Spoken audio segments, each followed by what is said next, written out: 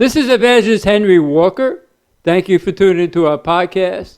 Maybe you're listening to the podcast on my website at henrywalker.org under audio messages, or maybe you're listening to the podcast at podpoint.com/Henry Walker, podpoint.com/Henry Walker, or maybe you're listening to the podcast on my YouTube channel, which is New Life Revival International Henry Walker. New Life Revival International Henry Walker. I want to start a new message today talking about feeling like you're all alone. It's you and the Father, and how it's a wonderful feeling, and it's a wonderful place to be alone with you and the Father. And we'll be talking about it in just a little while after we pray. Father, I thank you for another opportunity to minister to your people, Father. I ask you to use me just the way you want, Father. Let me say only what you want me to say, nothing more and nothing less. Help people, Father, open up their spirits and not only receive the word, but study the word for themselves. And Father, we give you all the praise and the honor, Father, in the mighty name of Yahshua, by the blood of Yahshua. Let's go to the book of Daniel. Daniel's right after Isaiah, Jeremiah, Lamentations, Ezekiel. Isaiah, Jeremiah, Lamentations, Ezekiel. Daniel chapter 6. See, the road to heaven is straight and narrow, and few are found on it. The road to hell is wide, and many are found on it. So rejoice if you feel like you're all alone, because we're in the remnant. Sometimes the Father wants us to feel like we're all alone, because that's the next step is promotion, new level. It shows that we're not in the world. You can write this down, go to Daniel, but in 1 John chapter 2, verse 16, for all that is in the world, the lust of the flesh, and the lust of the eyes, and the pride of life, is not of the Father, but is of the world. And the world passes away, and the lust thereof, but he that does the will of the Father abideth forever. The lust of the flesh, the lust of the eyes, and the pride of life. That's what happened to Eve. The lust of the flesh, it looked like it was good for food, the fruit. The lust of the eyes, her eyes would be open. And the pride of life, she'd be like the Most High, like the Father. So feeling alone when the world is going in one direction is great, because you're not going in that direction. The Father's preparing us for the rapture, which could be happening very, very soon. And so not running with the world, what they're running after, and staying close to the Father and feeling like you're in the minority is a good feeling. Again, the next step could be promotion and a new level. But Daniel chapter 6, verse 1. It pleased Darius to set over the kingdom 120 princes, which should be over the whole kingdom. And over these 3 presidents, of whom Daniel was first, that the princes might give a counsel to them, that the king should have no damage. But Daniel was preferred above the other presidents and all the princes. And the king wanted to set him over the whole realm. He had an excellent spirit in him. But then the other presidents and the princes wanted to bring him down. So the only way we can get him in trouble is concerning the law of his father. So they connived to have the King Darius sign a decree that for 30 days, nobody could ask a petition of anybody except to go to the king, Darius. And he signed it. Verse 10. When Daniel knew that the writing was signed, he went into his house, and his windows being open in his chamber toward Jerusalem, he kneeled upon his knees 3 times a day and prayed and gave thanks before the Father as he did before. He didn't let his walk with the Father be interrupted on anything. Make sure that everything we do in our relationship with the Father is contained in the Word. And these men who coerced King Darius to sign a decree heard Daniel praying and came to the king. And the king really loved Daniel and really felt so bad about what he had done. The word says he was sore displeased with himself. In verse 16, and the king commanded, and they brought Daniel, and they cast him into the den of lions. Now the king spoke and said unto Daniel, your Elohim, whom thou servest continually, he will deliver you. And a stone was brought, and laid upon the mouth of the den, and the king sealed it with his own signet, and with the signet of his lords, that the purpose may not be changed concerning Daniel. Maybe you feel in that situation, you're boxed in, you're in a situation with just you and the Father. Well, the Father's going to show up for you and show out. He's going to prepare a table before you right in the midst of your enemies. It's a great position to be in. Times I went on evangelistic trips, just me and the Father, Africa and Jamaica. Man, it's when you can depend only upon the Father, it's a great feeling. We talked so much about a wilderness experience, that a wilderness experience is you and the Father.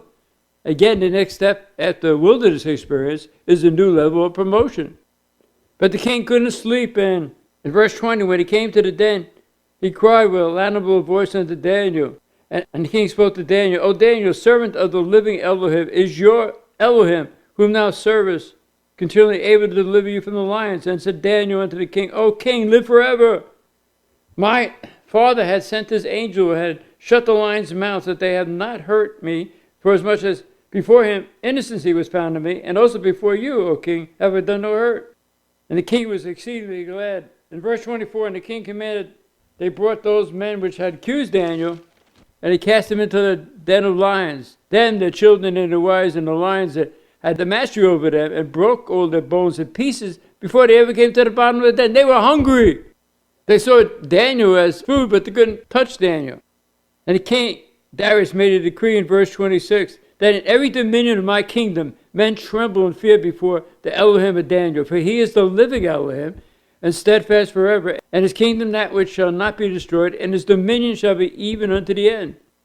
He delivers and rescues, he works signs and wonders in heaven and in the earth. He can do that for you and me, who had delivered Daniel from the power of the lions. So this Daniel prospered in the reign of Darius and in the reign of Cyrus the Persian. You really can't get blessed by the Father the way he wants when you're walking and running with the world. Don't be seduced by the world and worldly things. We're in the world, but not of the world. It was only Daniel and his Elohim. And maybe, like I say, you're in that situation. It's just you and the Father. And you're standing on the Father's word. Well, don't stop standing. We just got to make sure we turn everything over to the Father. Turn our flesh over to the Father so he can mortify the deeds of our flesh. Make us more like Yahshua. And bring the fruit of the Spirit out of our lives. Romans 8, verse 13, 29, and Galatians 5, verse 22 to 26. Our biggest problem is the flesh. When we turn the flesh over to the Father, our flesh becomes his problem. Surrender everything to the Father. There's complete protection. And sometimes you feel like you're all alone. That's good. He wants you to feel like that. Because you're going to lean more on him than on somebody else or even on your own ingenuity. You're going to go to him. Let's go to the book of Romans. Right after the book of Acts, Romans. So a lot of times the Father wants us to feel like we're alone because he's working, trying to get rid of something in our flesh. And Peter talked about in a trial, some people cease from sin. Some people are in sin and the Father calls them into a relationship with him alone to get that sin out of their lives. It may be during a trial or a wilderness experience. The Father controls everything. Everything was created by him and for him, and by him all things consist. He controls everything and everybody. And he knows what's best for us. It's easy for people to go with the will of a group of people, feeling that they're not alone.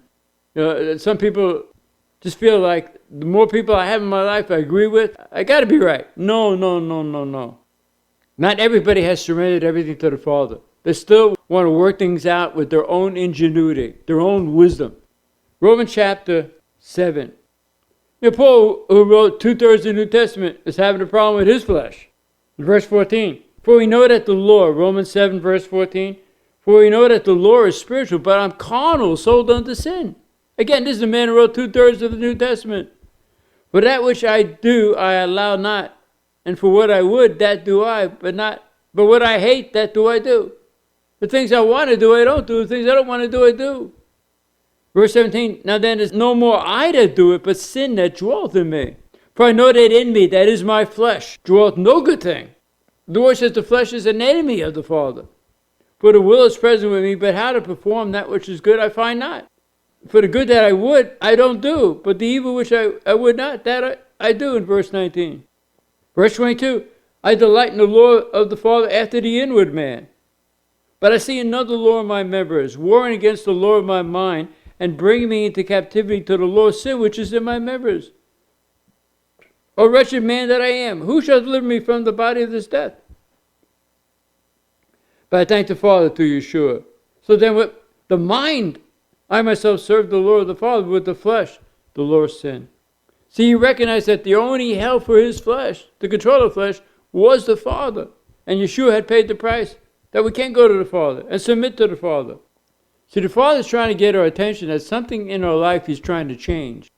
And every day he wants to do a spiritual operation on our lives, taking junk out of our lives. When you think that you've arrived with the Father, you haven't even departed. I'm going to say it again. When you think that you have arrived with the Father, that you're in a perfect position with the Father, you're just the way the Father wants you to be, you haven't even departed, because we're not there yet. He's working on us. We just got to allow him. He knows what's best for us. If you feel jealousy rising up, ask the Father to get rid of it. He's going to point things out in our life. It's like putting out the garbage. You got to put it out so the garbage people can pick it up. You don't want to keep it in your house. You want to put it outside so they can pick it up. As a result of knowing the only answer to our flesh is the Father controlling our flesh, chapter 8, verse 1. As a result, there is therefore now no condemnation to us who are in Yahshua, who walk not after the flesh, but after the Spirit. Verse 6. For to be carnally minded is death, but to be spiritually minded is life and peace. Because the carnal mind is enmity against the Father, for it is not subject to the law of the Father, need indeed can be. So they that are in the flesh cannot please the Father. How many times have we been doing something in the flesh, not being led by the Spirit? See, the word says to walk in the Spirit, not fulfill the lust of the flesh. So if you're facing a temptation, something trying to come against you, some fleshly thing, verse 11, but the Spirit of him that raised up Yahshua from the dead dwells in you. He that raised up Yahshua from the dead shall also quicken your mortal bodies by his Spirit that dwells in you. Quicken your body to resist that temptation. By submitting to him, resisting the temptation. He'll quicken you to get away from the situation. Look at Joseph. He ran away from Potiphar's wife when she was trying to seduce him. A lot of people don't take that way of escape, but he'll give us a way of escape. He says in 1 Corinthians chapter 10, verse 13, actually in verse 12, you can just write it down. Wherefore, let him that thinketh he standeth take heed lest he fall. Don't be lifted up in pride, think that you've arrived. Verse 13, there is no temptation taking you, but such is common to man. But the Father is faithful, who will not suffer you to be tempted above that you are able, but with the temptation also make a way to escape it, that you may be able to bear it. It's 1 Corinthians chapter 10, verse 12 and 13. So when temptation arises, not if, when it arises, as long as you're alive, you're going to have some temptation sometime. The Father's going to quicken us to submit to him and resist that temptation, and he again will provide a way of escape, that you may be able to bear it. Verse 13, as we talked about before, but if you live after the flesh, you shall die. But if you through the Spirit do mortify the deeds of the body, you shall live. For as many as led by the Spirit of the Father, they are the sons of the Father. Verse 15, for you have not received the spirit of bondage again to fear, but you have received the spirit of adoption, whereby we cry, Abba, Father. So maybe the Father's asking you to do something and you're afraid. Well, do it in fear. Look at Jonathan and his armor bearer going against the enemy by themselves. They did it in fear, but they did it. They killed 20 men and a half acre, and the Father did the rest. There's an earthquake, and the Father killed the rest of them, because you have two people that did it in fear. Even Yahshua in the Garden of Gethsemane, he was afraid, but he said, not my will, but your will be done, Father. If it's your will, take this cup from me, but not my will, but your will be done. Fear tried to come upon him, but he submitted to the Father and said, Father, not my will, but your will be done. You don't think Esther was afraid when she went into the king unannounced? Sure she was, but she did it in fear. Gideon was afraid. The Father cut his men down from 32,000 to 300. He was afraid, but he did it in fear. And he was encouraged by the Father having him overhear a dream that somebody had and how much fear was in the enemy's camp. Just don't give in to the fear. Submit to the Father and resist that fear. In verse 29, what is the Father doing by us submitting our flesh to him? For whom he did foreknow, he also did predestinate to be conformed to the image of his Son, that he might be the firstborn among many brethren. Conformed to the image of Yahshua, so the fruit of the Spirit can come out of our lives. in Galatians 5, verse 22 to 26. Then Paul said in verse 31, "For what shall we say? If the Father be for us, who can be against us?" Verse 37, "Nay, in all these things we are more than conquerors through him that loved us. For I am persuaded that neither death, nor life, nor angels, nor principalities, nor powers, nor things present, nor things to come, nor height, nor depth, nor any other creature should be able to separate us from the love of the Father which is in Yahshua." We can make these claims after we've done verse 13 and allow him in verse 29. These scriptures are after verse 13 and 29 for a purpose. You can't just pick a promise out of the promise box and walk in it if you haven't submitted everything to the Father. Submitting to the Father doesn't mean that we're perfect, but we allow him to make us perfect, more like Yahshua, conforming us to the image of Yahshua. Let's go to the book of Exodus, chapter 3. Talking about being alone, just us and the Father. I'm not saying you don't have people around you, but you have people around you that believe the same way. You fellowship with people who believe the same way, that have submitted everything to the Father, that want to walk with the Father and follow him. Exodus chapter 3. Moses is hiding in the backside of the desert. He had just killed an Egyptian, and he's hiding in the backside of the desert. And he came to Mount Horeb. The Father appeared to him in a flame of fire out of the midst of a burning bush. And the bush was burned with fire, but the bush was not consumed. And it got Moses' attention. He's trying to get your attention today. If you feel like you're alone, he's got something beautiful and marvelous for you. A promotion, a new level. And he's trying to draw you closer.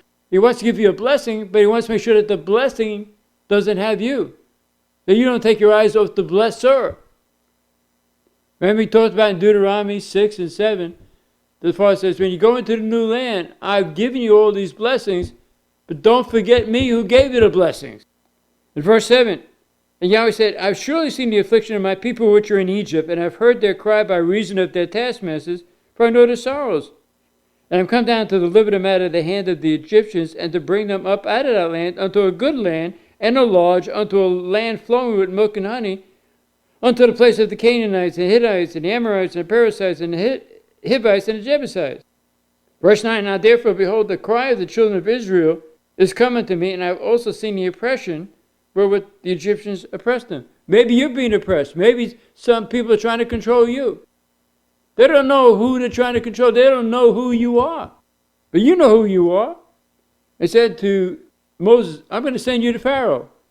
Moses felt like he was all alone, just him and the Father, but it's okay. The Father said, I'm going to send you to the Pharaoh. But verse 14, one of the most important verses in the Word, he revealed this to Moses. And I don't think we all got a full revelation of what he just said. Verse 14, and the Father said unto Moses, I am that I am. Whatever you need him to be, he'll be there for you. But you got to follow him, surrender to him. Say this unto the children of Israel, I am has sent me unto you. Look at how the Father called him alone. I want to use you.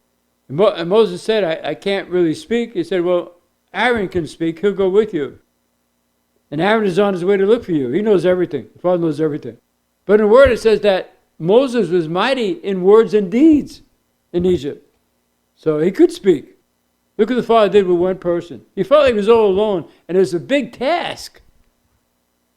But the Father is bigger than any task. And he's calling us to a big task. Prepare people for this rapture that's happening. Help them to avoid the tribulation. You can't be concerned about stepping on their toes, so to speak. Well, they don't want to hear what you got to say. Well, say it anyway. They can never say they were never told. Much is given, much is required, but it's not your responsibility. It's like a mailman delivers a letter. If a person doesn't like the letter, you can't blame the mailman. That's his job, just to deliver it. Ask the Father to say things through you to help people.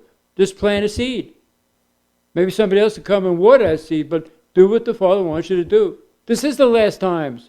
He's coming back soon. He wants you to realize that wherever he sends you, and just you and him are in the majority. I'm going to say it again. You and him are a majority. No weapon formed against you shall prosper. Greater is he that's in you than he that is in the world. And we see how the Father really used Moses. Go back to Genesis chapter 12. Genesis chapter 12, verse 1. Now Yahweh had said unto Abraham, get thee out of thy country, from thy kindred, and from thy father's house, unto a land that I will show you. See, the Father called Abraham alone and blessed him, the word says. And I will make of thee a great nation, and I will bless thee, and make thy name great, and thou shalt be a blessing. See, when you allow the Father to use you, not only are we blessed, but we're a blessing to other people. When you minister to one person one-on-one, the Father wants you to feel like that's the most important person in the world. When I minister to a group of people, when He calls people out through me, the person in front of me, to me, is the most important person in the world. And so I allow the Father just to use me and say what He wants me to say. It's so critical right now. Things are so hard in the world for a lot of people. It's important that you make yourself available.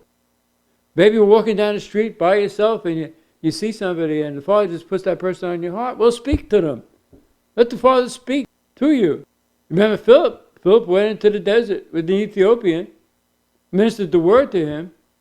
He went back to Ethiopia. He was the finance minister for Candace, the queen. How many churches came out of that one meeting between Philip and the Ethiopian finance director? It's important. Let the Father use you. It's nothing greater than when you surrender everything to the Father, and the Father has your flesh under control, and He uses you. It's a beautiful, clean vessel that He's using. Because in His eyes, He sees the blood all over you, and you're allowing Him to work on you. In His eyes, you're clean. Verse 3, I will bless them that bless you, and curse them that curse you, and in you shall all the families of the earth be blessed. Some people have to be very careful how they speak about you. When you surrender everything to the Father, He is showing you off what He can do with one person. And He says, touch not my anointed, nor do my prophets any harm. In chapter 13, Father called Abraham alone, but Lot was giving him a problem. Lot came with him. Lot was his nephew. Chapter 13, verse 2. Abraham was very rich in cattle and silver and gold. Abraham followed the Father. His wealth didn't diminish. It increased. But Lot was a problem to him. And so they separated. And of course, Lot went to Sodom and Gomorrah. Great decision. Verse 14, Genesis 13, verse 14.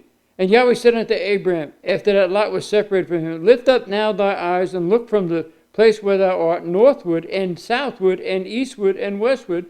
For all the land which thou seest, to thee will I give it, and to thy seed forever. For all the land which thou seest, to thee will I give it, and to thy seed forever. And I'll make your seed as the dust of the earth, so that if a man can number the dust of the earth, then shall thy seed be numbered. If you want your family to get saved, do what the Father says. You take care of His business, He'll take care of your business. He'll work on them. He'll draw them. Whether they respond or not, it's not your responsibility. But do what the Father says. Look how the seed of Abraham got blessed. Because Abraham walked in faith, him and the Father. The Father had to take the light out of his life. Sometimes the Fathers take people out of your life that shouldn't be there. That might pull you away from your position with the Father.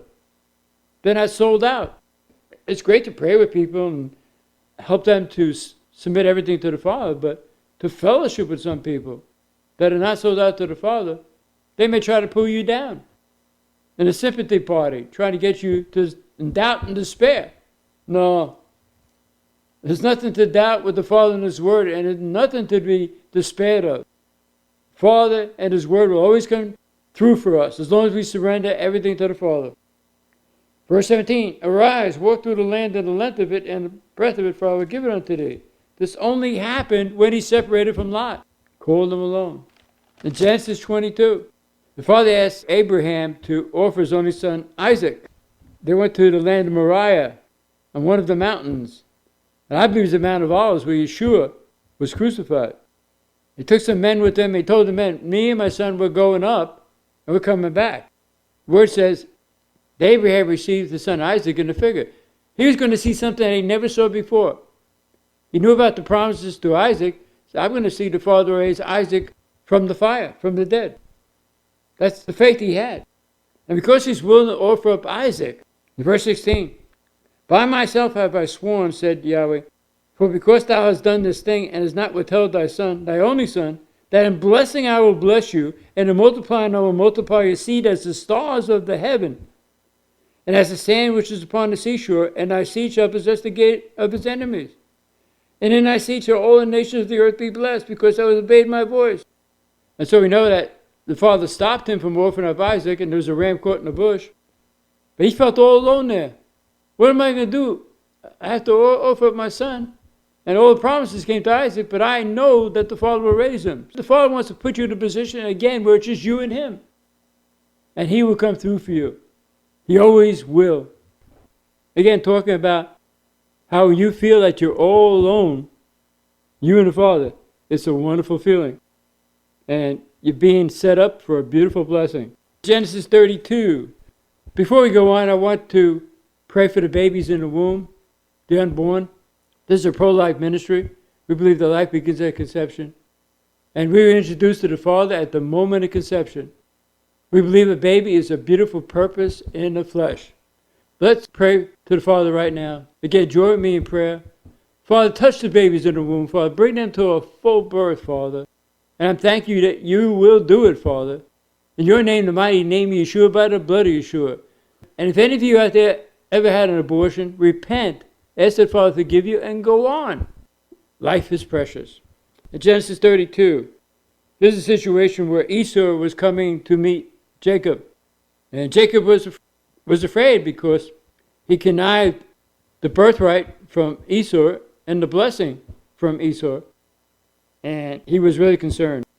Verse 24, Jacob was left alone, and the wrestled the man with him until the breaking of the day. He was left alone.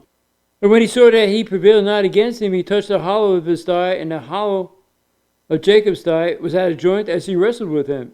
And he said, let me go, for the daybreak. And he said, I will not let you go, except you bless me. And he said unto him, what is your name? He said, Jacob. And he said, thy name shall be called no more Jacob, but Israel, for as a prince you've had power with the Father and with men, and has prevailed.